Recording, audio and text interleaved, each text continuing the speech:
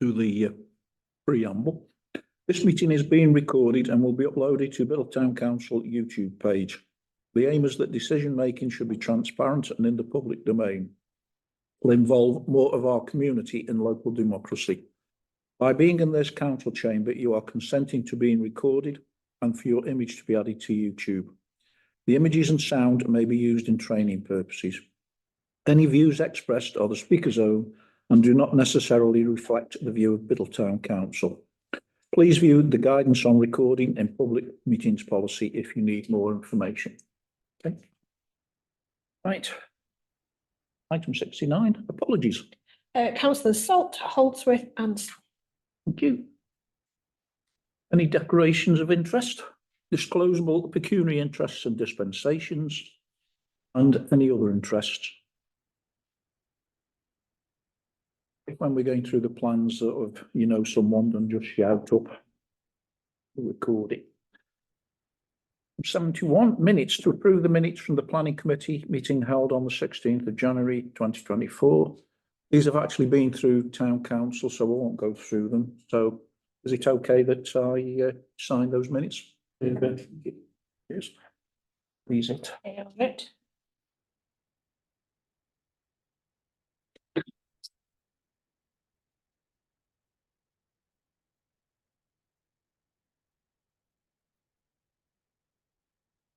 I thought it was a bit cold. Yeah. Usually like it up because it makes it warm.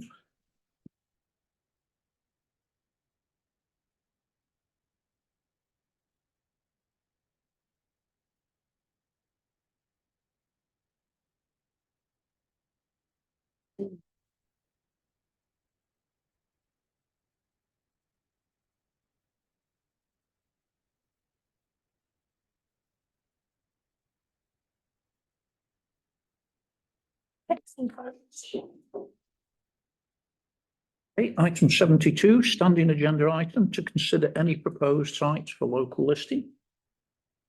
Do we have any? Nothing come up? There you go. Okay. Item 73, to consider the draft terms of reference for the Neighbourhood Plan implementation working. Right. Councillor Garvey. Yeah, I think absolutely fine, but I would like to remove the word mad from it. Yeah. Well, now you see you've read it. It should be made. It is. Because I think it would be outrageous to suggest that it was in any way anything other than perfectly sane. Well, it was a fairly mad process, wasn't it? Call it that, yeah. Yeah, I'd sort of got one or two things. Basically, there was ensure policies are being adhered to with respect to planning applications, and I think, Sarah, you're going to include that under the review current implementation of policies and add it to that.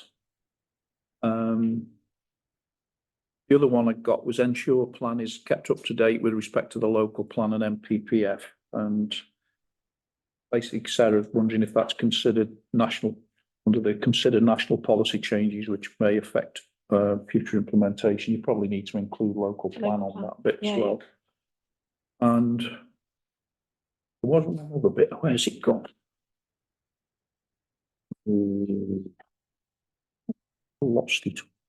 Oh, under membership, we've got invitation but with discretion of the town council planning committee. Now, I can see where Sarah's coming from on this, that basically what we've got to do is potentially make sure we don't get anybody in there who's just going to come along to make trouble. But the other thing is I'm sort of a bit dubious about including something like that, where it makes it look as if we're sort of saying, oh, you know, not anybody can actually come. It's got to be at the invitation of the town council. And so I'm just sort of wondering if anybody's got any views on that.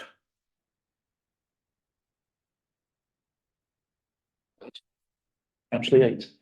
Yes, I think, you know, in the circumstances, we've got a couple of likely candidates who worked very hard and they would plan before, but perhaps as it's a new group starting and the emphasis is slightly different because it's monitoring, managing and moving it forward, is that we should invite applications in writing and then it gives us an opportunity to consider them, and within that, perhaps an application form, which has a set series of criteria of why, why you think you're qualified, what your particular interest and level of expertise is, and do it that way. So we've got a reasonable way of actually doing an assessment and doing a vetting process, as opposed to just a list of names and yes, no, yes, no. Yeah, well, that's what I understand where you're coming from. I also wonder that basically, should we be on that basis, you might sort of say, well, I mean, people who actually came to the working group initially, were people who got an interest, and potentially you could sort of say, oh, well, they've got nothing on the face of it, what they can add. But if they are interested, and they're interested enough to want to come, then I wouldn't want to exclude them on that basis, because Councillor Jones. Yeah, well, thank you, Chair. I think whoever comes along, surely, if you're discussing something just like any other meeting, if they've got an interest, they have to declare it. Yeah. And take no part in the debate or the vote. So I think what Councillor Yates has said, have an application process.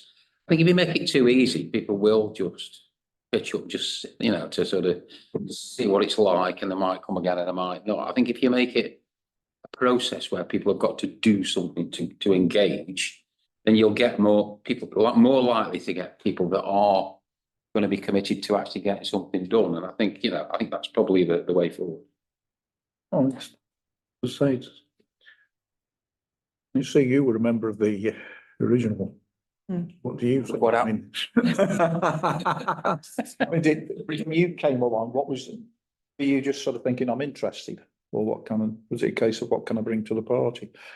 Well, it was both really, but I had a significant role in the Poolfold residents group as well, and so sort of being there on behalf of that group, and making sure that they were informed by me of what was happening and where we were going, and they could feed back to me. Potentially, I would like to think that those who were there at the end and putting the neighbourhood plan together would be potentially invited to actually come back and join that group. They're interested. I think, yeah, just as a way forward. And I think what Councillor Yates said is the way forward. Is to just put out an invitation for an expression of interest, and then just see what you get. Build it out from there. If you get hundreds, then we'll have to think of another way of doing it. But if there's only half a dozen and they all look all right, we'll have them all. What do you think? I don't think we want an application process as such, do we? I think. I'm not saying an application. No, but if we put out the terms of reference and say, we're starting a new working group, we're interested in community involvement. Tell us why you want to come along, whether you're interested. Through the chair, that's the sort of way I was thinking. I wasn't thinking of a ream of paper, but like an expression of interest for the reason why, for the background. I think that's all pertinent. If we get to the situation where we have too many people willing to just do it, there's got to be, a layer of it, which allows the strategy ones on the ones who will offer something, some level of expertise, or particular angle which is pertinent to the development plan, and actually takes it forward. I think it's not. It's not the fear of having somebody who's potentially troublesome. We want to be challenged. It's making sure that we've got, an appropriate spread throughout the town. If we're in a position to have that many candidates, that there is a selection criteria which has to go ahead for it. It's be nice to get plurality of different viewpoints throughout the whole town. It's an order which affects the whole of the settlement. Yeah, I mean, we can do that, but I would still like to see that those who were there sort of took it through, basically should they effectively be invited to join. Sure. Mr. Fletcher? Yeah, I just wonder whether the wording on that particular line could just be softened a bit, so that rather than saying invitation at the discretion of the town council, we could say invitations will be overseen by the town council. Yeah. Because that softens the whole process then, and fits with what you were just saying. Thank you, Joe. I was going to say essentially the same thing, but I think in the spirit of inclusivity and trying to get as many residents who want to be involved in just we don't want to make it appear to be an exclusive club. I mean, we said in terms of the reason we broadcast these meetings is to provide transparency, and I think in the same sense that's what we should be doing. And I think Councillor Fletcher suggesting is an excellent way of putting a degree of mitigation control into it without it being Yeah, I mean, sort of at the discretion of, or so not excluding people, we're just allowing ourselves the opportunity to invite anybody who we think specifically might be able to make a contribution. yeah, I mean, one of the things that's sort of going back to when we first started with this was the fact that what made it very difficult at the time to sort of manage was actually the number of people that did come. It was a lot, you know, and that did cause problems. And effectively, if you've got too many people, you get too many views and you never actually achieve anything. So I think what we might need to do is whoever's chairing the group is actually to sort of, with the chief officer, to sort of think what is a reasonable number of people to actually have on that working group. Because as I say, if there's too many, you'll not achieve anything because you'll have so many different points of view, so many people pulling in different directions that you'll never get anywhere. And that is one of the things that you've got to be careful of. And that was one of the problems that we had with it in the first place. Was potentially when we were discussing where we're going to build houses, them up there said, you can build them down there. Them down there said, you can build them up there. And it was just like World War III. And trying to chair a meeting on that was difficult. So I think that is something we do need to sort of consider when we actually get towards the numbers, how many are actually going to. I think between whoever's a chair and the chief officer, they can decide. Councillor Garvey. On an entirely, I think it's an entirely separate issue. We have an point in here about contributing to the local plan policy making and review process. Is there a defined process by which we can provide input into the district council? And if there isn't, do we need to lobby for that mechanism, or to get the district councillors involved in those activities to ensure that there's an appropriate mechanism for all of the towns, particularly ourselves, because we have a neighbourhood plan? I'm not aware that there's a process whereby we can effect change, but at some point, various aspects of the local plan will be available for consideration and review and all the rest of it. And I think that point there really was that that should be the working group that pulls together any new evidence or lobbies, particularly for sites maybe that we weren't able to protect through local green space that, you know. Yeah. If I may, Chair, it's just that I'm conscious that there is the review of the local plan at the district is sort of on the imminent horizon. So we need to ensure that we can provide input into that. And I think there are a number of people around this table on the district council who can help to facilitate that. So just need to. Well, if I may, we'll be invited to as a statutory consultee. So it's just a matter of pulling out together our evidence, you know, one way or another. So basically, as far as we're concerned with this, then it's obviously changing mad to made, and you've already added bits in there. Yeah. We've already got the bit in about NPPF and the local plan, and effectively invitations will be overseen by the. Well, shall we put applications will be overseen by the council? Yeah. Yeah. Everybody happy with that? I'd be happy to propose that the modified. I'd be happy to propose the modified terms of reference. Okay. Proposal. Right. Second. All in favour? Thank you.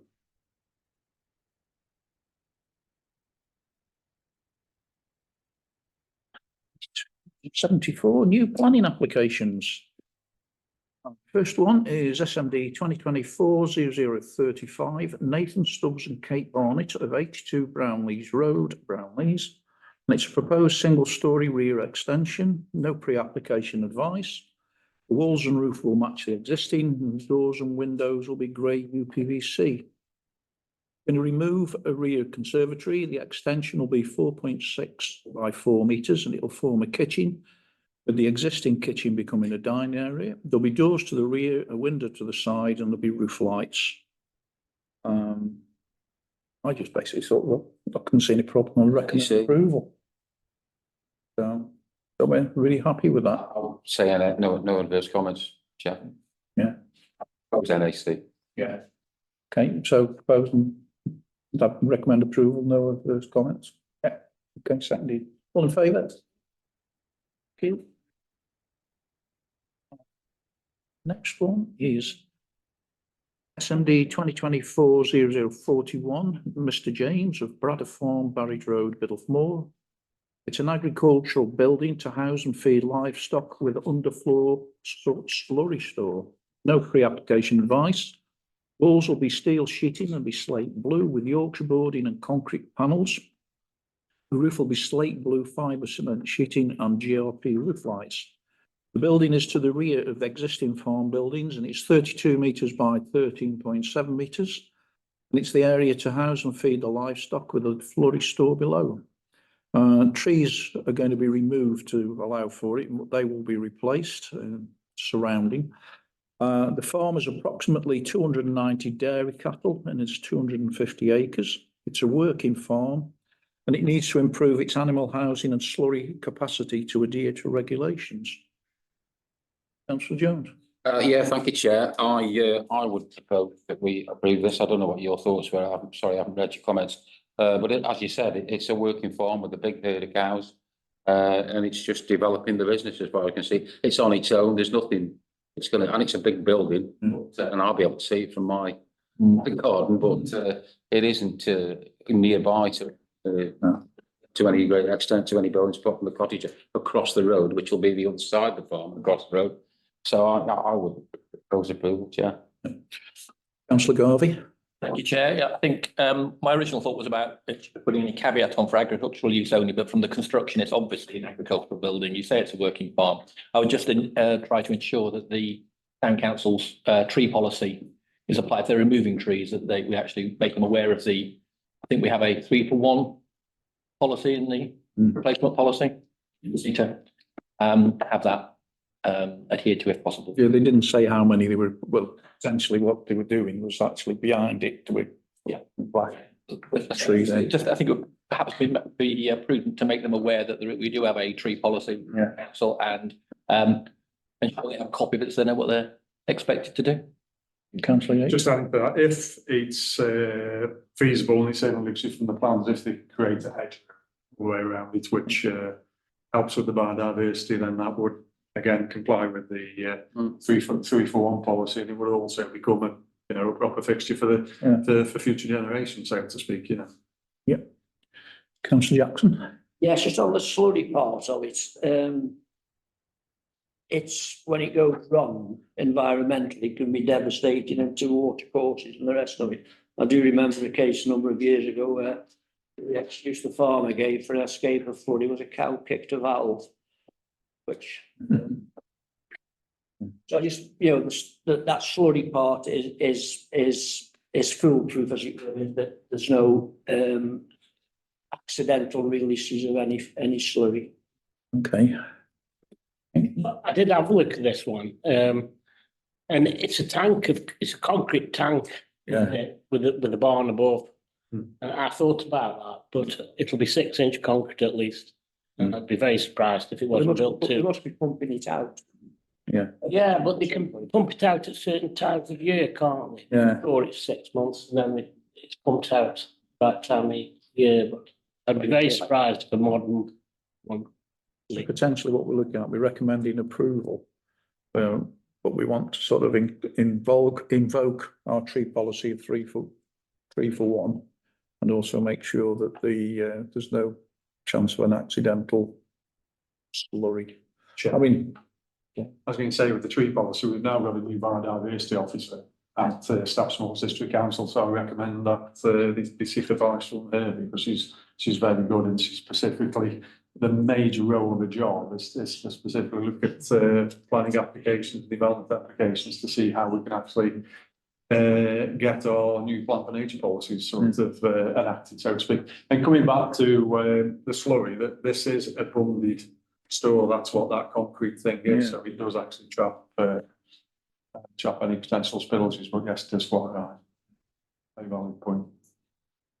can we add that in then? Yep. So, Councillor Jones. Yeah, thank you, Chair. Just picking up on the slurry thing, I would sort of suggests that that isn't really a planning issue, that's more a building regulation issue, and I would have thought it would have been, it's been built to an approved design for this type of facility, and building reg will inspect it, and it will be hopefully done to the required standard. So I would not have any worries on that. I wouldn't have thought. I understand the concern, but I would have thought that would be covered up by the regulation. I presume, Planning. I presume we can just then put that in and just ensure it's. Yeah. So have we got anything? So what have we got then now? We're reinstating where the trees have been removed, and or adding hedgerow, and making sure there's clear management of the slurry, because it can be devastating to wildlife if it goes wrong. Yeah. Everybody happy with that? Yeah. All in favour? Thank you. Right. And it's 2024-0046, Mr. Paul Hodgkinson of 52 Millais Road, Knipersley. Its proposal is for a ground floor rear extension, includes for removal of an unused chimney stack. The walls and windows will match existing, and the doors aluminium bifold, and the roof will be a flat roof with warm roof construction. It's currently a 2-bedroom bungalow. He'd be demolishing his utility and extending by 3.2 metres. The rear extension will allow for one extra bedroom. It'll move the bathroom and extend the kitchen. To the things, and had a look on the map, as it other properties nearby have got rear extensions. And I'd down to recommend approval on that. Everybody? Yep. No problem with that. All in favour? Yeah. Yeah. Next one. 2023-647, Mrs. Kate Ashnickel at Country Park Visitor Centre, Grange Park Drive. A new waste management drainage to the visitor centre, no pre-application advice. It's a wastewater treatment plant with a package sewage treatment plant and grease separator. And it's to upgrade the current drainage and sewage system. The proposed work will conserve and enhance the use of community facilities to the visitor centre and its surroundings. The coal risk assessment said it would be prudent to undertake some ground investigation. SMDC assets support it. As far as the neighbourhood plan policies, I would imagine it comes under the business enterprise and tourist development because it's enhancing facilities, and I'd recommend approval, but allow the planning officer to decide on the technical information as appropriate. Councillor Jones. Chair, well, all I'd say is approve.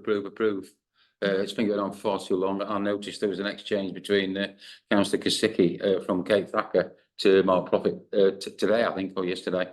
It's overflowing yet again, causing problems for the residents. So the sooner this gets done, the better. So approve with a big A, Chair. Yeah. All in favour then? Do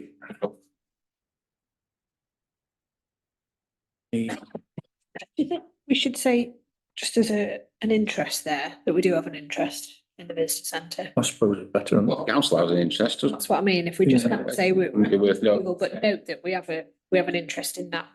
Yeah. Obviously, I'm sure people will know that Just to we dot ought to off just, these checks. yeah, we ought to just note that. Okay then. Next one is 2024-0057, Mr. and Mrs. Heald of 2 Hillside Close, Biddulph. A replacement single-storey rear extension to create a bedroom and sitting room, and a proposed conversion of garage to bedroom. No pre-application advice. The walls will match existing, and the roof will be single-ply membrane to the flat roof. To remove conservatory and extension to replace with an extension to create bedroom and ensuite and sitting room. The extension is a similar footprint to the original. The garage is now deemed, if you have a look on the plans, is actually deemed as a room, but they're saying it's going to become a bedroom. I couldn't see any problems with it, so I'd sort of recommend approval. Councillor Garvey.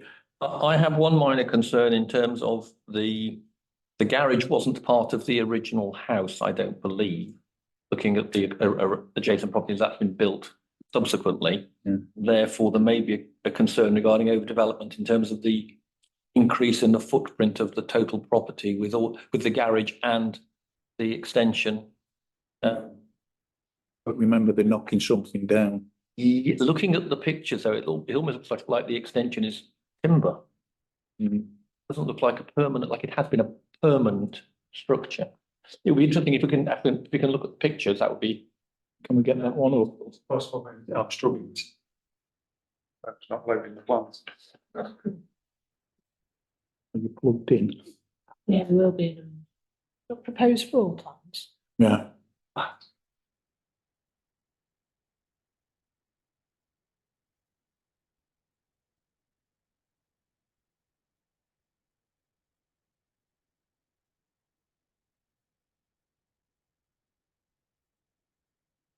One of them had a picture of it, so I'm trying to find which one it was.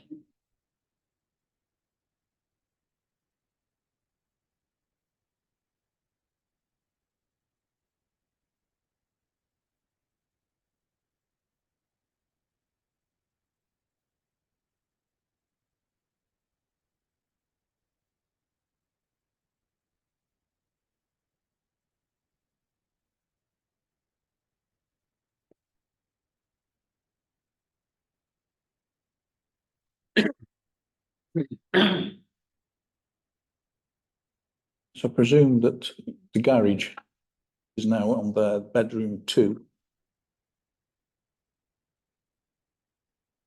I'm just trying to think whether those properties down there, I think they did have attached garages. Well, the garage is clearly attached, but I wasn't certain whether it was actually. I think they were actually, when they were built, they were attached. Well, so you've got better look on mine. I have chair having lived in the village rather longer than I have. But as I say, the one of the attachments, I believe, had a picture, which a photograph, I think. But yeah, yes, it is. It's the existing floor plan one, I think.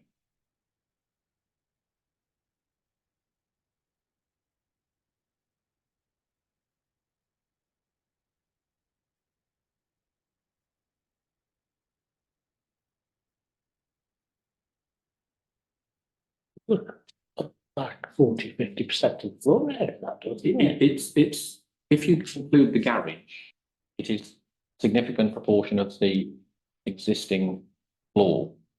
But when you look at the photograph that's on that, it almost looks like it's a shed that's been attached to the house. And therefore, it would be interesting to know what previous planning approvals it's had for that. See what I mean?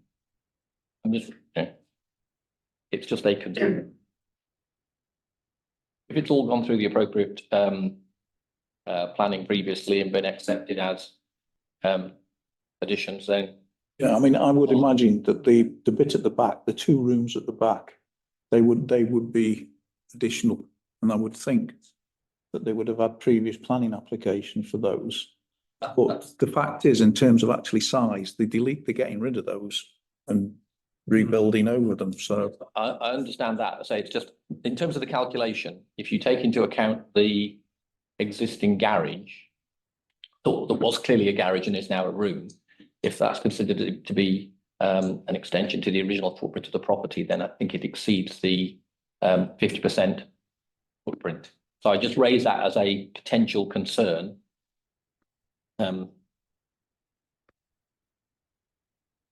Rather than recommending rejection.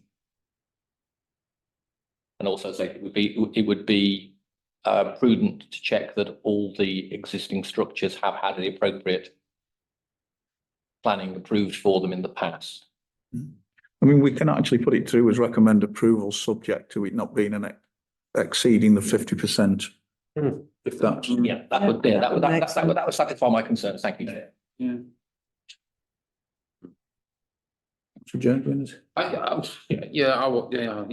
I'm just looking at, is that the curtilage line at the top? Is that the fence? Yes. Yeah. That's a hell of a lot of development on that plot. That's my concern. But that is there already. Yeah, well, yeah, but I think the key is it there already legitimately, or is it there already because somebody's just put a shed? And I think that just needs checking. I think that's the only concern we can raise, really. I think it's query over development in my eyes. Plus, personally, I hate to see that's going to be a massive extent to flat roof. And on those bungalows, I think it's awful. But, you know, they've got to live with it, not me, and it's not a valid planning concern, but I think that would be clearly overdevelopment. Yeah. That would be me. I just agree with Councillor. Councillor Yates. Yeah, I mean, to me, it's regularisation of what looks like almost a sort of temporary prefabricated structure. I should hope it's slightly better than that in some respects, but it actually makes it proper and part of the house.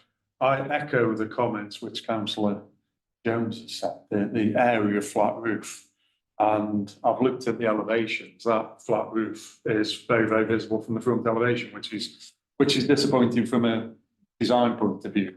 And potentially fraught with issues further down the line from an owner's point of view. Now, I don't know whether that sort of visual aspect is a material consideration in the planning and how that fits in with the rest of the development, because you know, the rest of the development area. But I'm concerned about the front aspect view, what it looks like from the roadside in comparison to everything else, and I am concerned from a sort of building regs and building viability point of view. It's 20 years down the line, it's going to be a big problem for somebody, isn't it? And we've got the pictures of the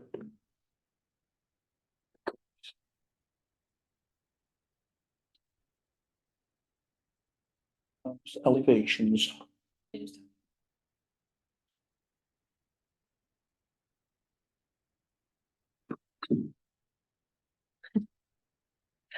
that's, So tennis court size, it's a flat roof on it.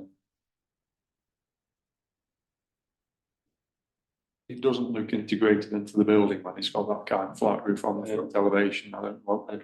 You know, if the rest of the development is nice pitched roofs and decent views, that does stand out as not in keeping with the potentially. I mean, the other ones might be exactly the same if you've got a garage with a garage door with a flat roof. So I mean, the question then is, do we want to actually put through that we've got concerns about the flat roof in terms of elevations? the elevation, the design, you know, the design aspect. Yeah. I think it's clearly overdevelopment, Chair, isn't it? That's that. I think that would be our core concern. As for flat roofs, I mean, if you look around Biltmore, I mean, some of the extensions that have been approved in the past are appalling. Flat boxes here, there, and everywhere. I don't like to see them.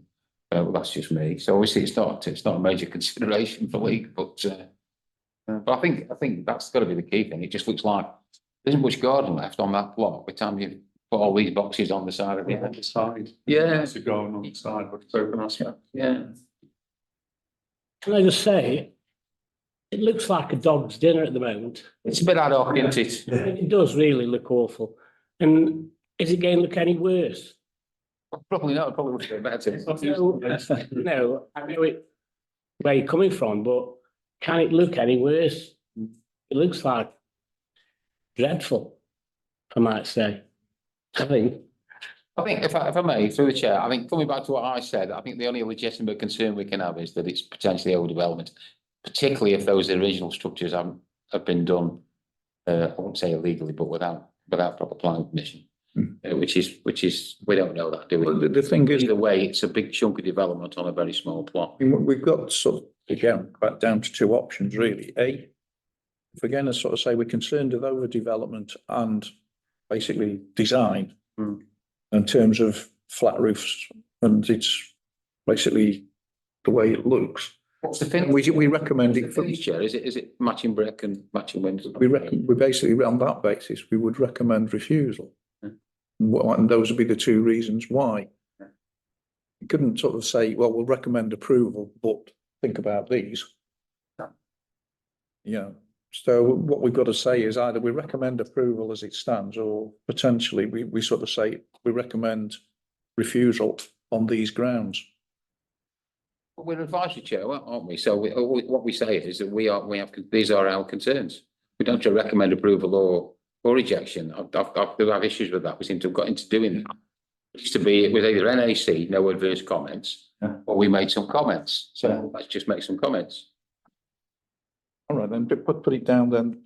We don't recommend anything on the basis that We are concerned. I'd say I would be concerned that it's overdeveloped. we basically That's inappropriate development. concerned. Inappropriate. We may be wrong. Yeah. That's our concern. And if somebody wants to tell us we're wrong, which they ought to do, then that's Concerns of overdevelopment and design, i.e.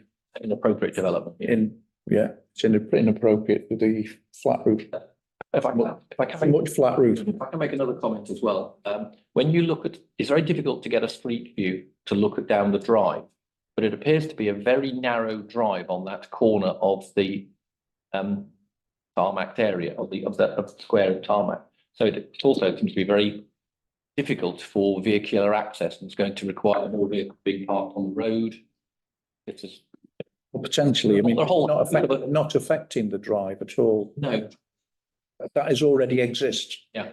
So you can't, I bet we can't say anything about that. That already exists. so there are a number of concerns about Look, we just, scheme, but yeah, we're just looking at what they've actually put forward. Councillor Jones? Yeah, I think, Chair, what we should never lose sight of with these sort of things is the people that live there are doing this because they want to improve their house. Yeah. They want to make it better. They're not doing it to create a problem and make an eyesore. And they just want the indoor space, don't they? Yeah. We're duty bound, aren't we, to make sure that it isn't overdeveloped. We've got to look at the bigger picture.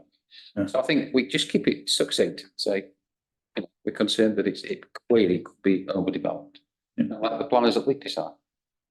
Yeah, just picking up on councillor Hopkins' comment, is that it's regularisation of something which isn't the best structure and the best design, and it will be a significant improvement. But I think if you were marking it as coursework, you'd probably give it C+, could do better. It's just that aspect of could do better actually impinge on the visual amenity of the rest of the site, but we'll let the planners sort of state that. But it is that it will be a significant improvement. It's just that a couple of extra steps would A, future-proof it, and B, make it more engaging. The thing is, though, I think we need to say though that. Yeah, absolutely. I think it's a fair comment, but I do But take that, on board what that councillor potentially is a said. planning issue. If the design's wrong and it doesn't fit, then potentially that's what we do. So we sort of say then concerns at potential overdevelopment and concerns over the design, i.e. too much flat roof. Are we happy with that? Yes. Chair. Right, move on. 2024-0075 is 38 Millais Road, Knipersley, a single-storey front extension to provide a porch and sitting area. Its walls, doors and windows will match existing. The roof will be a flat roof single membrane. It's basically, as it states, and it's potentially squaring up the front. They've got sort of where the door comes in, and then they've got a piece, that's where the bedroom is, and there's a piece across the front that they just want to square up. And they would make it a sitting area, and it's at the front of the property. They're not coming in front of the building line or anything of that nature. And as again, I can't see any problems with that. Who's the applicant, please? Yeah. Recommend approval. Who's the applicant, please? Who's the applicant? Name of Mr. and Mrs. Lee. 38 Millais Road. Councillor Garvey? Thank you, Chair. I have a feeling that, again, this developer is out of character with the remaining properties. I don't think any of the other properties have that squared off on. If you, And as being out of character, I have a feeling that the planners are likely to pick up on that as being inappropriate as well. Again, it's not a flat roof coming out the front, not pretty. It might square up the front, but it's not pretty, and it's out of character with all the other properties. if you look, if you go drive down Millais Road, there's one or two have actually got that flat front, basically. Where, I was looking at the one sort of 2 or 3 houses either side when I was scanning it on. and there are some down there that have actually done that. So it isn't sort of something that's new. So basically, can we recommend approval on that one then? Yeah. In favour? Okay, thank you. Right, that's the last of them. Yes. All recent here. Yeah. We haven't got any. That's the problem. One, have we? One that's come through tonight at 5 to 5. One, One that's come through at 5 to 5 not tonight. 12. Late till next time. 5 to 5. 75 should be, I've lost it, but, consider supplementary application, but we haven't had any. Well, we have, but we're not going to do it. We'll do That'll come that. on next time. 5 to 5's a bit late. I've been appropriate. Okay, so 76 is new decisions and notices received from the district council. Basically, I've just got one I would like to sort of bring up, which happened to be SMD 2023-0571, which is Unit B, High Street, Biddulph, which was the Domino's Pizza. I actually watched the planning meeting for this, and Councillor Holdsworth put forward our views and the views of quite a number of objectors on this. Only once he'd actually spoken, the first person who piped up was Councillor Paul Roberts, who splattered everything he said. Now, there was no way, because basically Councillor Alan was basically told, or he is, just a member of the public as far as the district council is concerned. So he'd had his 3 minutes and that was his lot. And the thing that bugged me more than anything else, that there was nobody there actually from Biddulph. There's nobody actually on the planning committee from Biddulph who could actually turn around to Councillor Paul Roberts and say, I'm sorry, Paul, but you're talking a load of rubbish. You don't know Biddulph. And therefore, we need somebody actually on that committee who knows Biddulph, who can actually speak up for Biddulph. Otherwise, if something even more important than this comes through, we could get it railroaded through and actually no representation of anybody from Biddulph. So I think it's basically up to the district councillors, or the 10 district councillors who live in Biddulph, to get themselves sorted out and basically get a member actually on that planning committee from next May. Because otherwise we could end up in a bit of a mess and we've got nobody actually speaking for us. Hey, Councillor Jones. Yeah, thank you, Chair. The problem is, of course, that the membership of these committees is done on political balance, and obviously the Labour group are in control, the Independents are in alliance with them, and it's the individual groups that decide who they put in on. And the problem with the planning committee is it's a big commitment. It's a full day once a month, and a lot of councillors now are like youngsters, younger than me anyway, and work, and it's difficult to get people to want to go on the committee. So I don't think there's any plot to exclude Biddulph councillors. It's just the way the dice have fallen. But we're coming up to a new council in May, and I think this has been recognised, particularly after the application you've just been talking about. It has been recognised as an issue, and I think there are moves afoot to try and address it and get at least one Biddulph councillor onto the planning committee going forward. So it is a known. It's a problem that's known about, but it isn't something that's been done deliberately. It's just the way the chips have fallen, I think. Councillor Garvey, then Councillor Yates. I was simply going to say what Councillor Jones said. It is actually, we have actually discussed this as a, certainly the independent group discussed this as an issue, and we are aware of it, and we're taking it forward. There is the point that it was a Biddulph councillor did speak on it, but a county councillor, I'm not sure his comments were at all helpful in terms of them being completely at odds with the majority of Biddulph councillors that are represented by this group. But I think his point that there are already 13 takeaways, one more won't make any difference, entirely was the point we were making. We have 13 takeaways, we don't need another one. We need a proper shop there that serves a different type of clientele, provides a different shop offering, retail offering for the town. Yeah, and I take your point. I mean, yeah, Councillor Flunder was worse than useless as far as Biddulph was concerned at that meeting. But He doesn't live here, so he doesn't care, does he? Doesn't live here, so it don't affect him. I will have to go before Councillor Jackson. He seems to be blowing a fuse over there.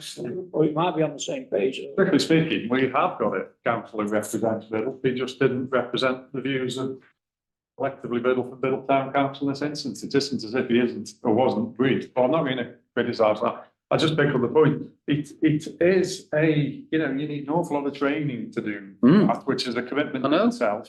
It's quasi-judicial, so that puts a few people off who don't think they've got the experience and the confidence to do it. And generally speaking, these are the odd exceptions. Generally speaking, the decisions are made based on planning laws, planning regulations, and the geographical location shouldn't really make a great deal of difference that. It's just that this is a complete set of unique circumstances, and I don't think, you know, in some respects, I think the views of this planning committee, which were the views of the town, should have perhaps been taken forward by, you know, the one person who could have done that. But I'm not overcritical of that, because it's quite judicial, and he honestly would have made his opinions based upon the planning laws and regulations which were there.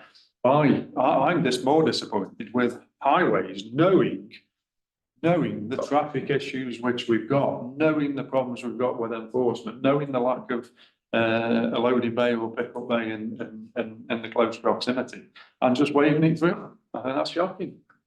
I mean, the point was that Paul Roberts, Alan brought this up, and Paul Roberts just poo-pooed the whole thing. Oh, well, highway said this.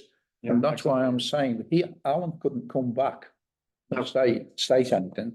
And that's why I'm saying that in these situations, we need somebody. And as I say, Keith London doesn't live in Biddle, whether you like it or not. He might represent Biddle, but he doesn't live in Biddle, and he doesn't know what is going on to that extent.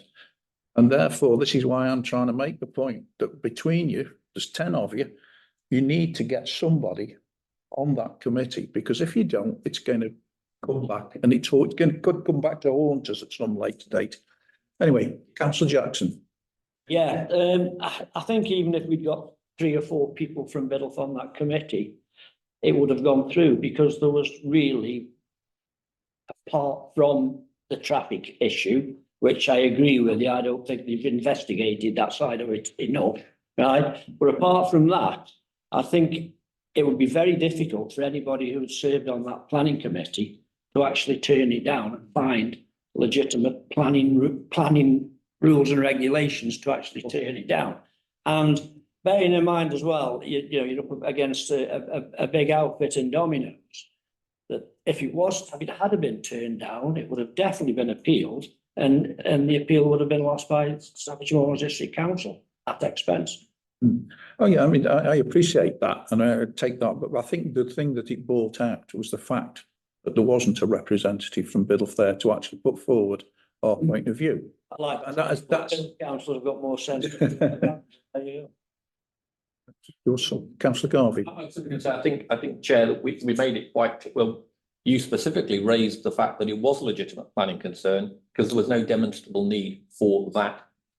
Effectively, it's a change of use to a different, and there was no demonstrable need for that to be done, and therefore there was a legitimate planning concern, but that wasn't taken into account at all.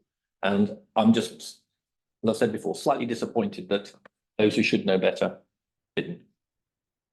Councillor Jones. Yeah, I think, Chair, I think Councillor Yates, Councillor Jackson are quite right, and really it shouldn't matter where you live, whether you live here or not. And the only legitimate planning concern was, I think, the traffic and the parking and all the rest of it. And we know that is going to cause a problem. It absolutely is going to cause a problem, particularly with delivery drivers and so on and so forth. I mean, the decision's made now, so we shouldn't be reacting tonight anyway. But as regards what I saw at that meeting, apart from that, that was the only legitimate planning issue. The other people that spoke, notwithstanding what Councillor Holder said, the other people that spoke really were just complaining about the competition. Yeah. They didn't want the competition, which is not a valid.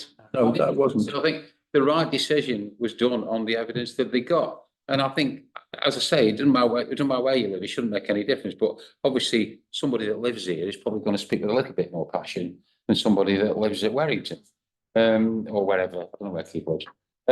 So I'm sure he did his best on what he got. But I think, I don't think he did the town a lot of good by what he said or didn't say. But the decision's made. There's nothing we can do about it now, so we shouldn't really be rehashing it tonight.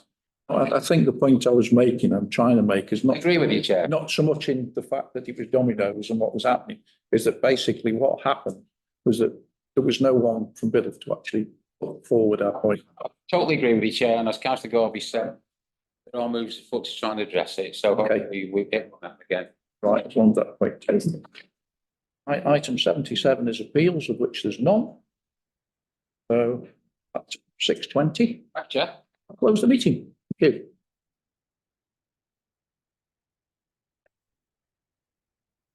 you.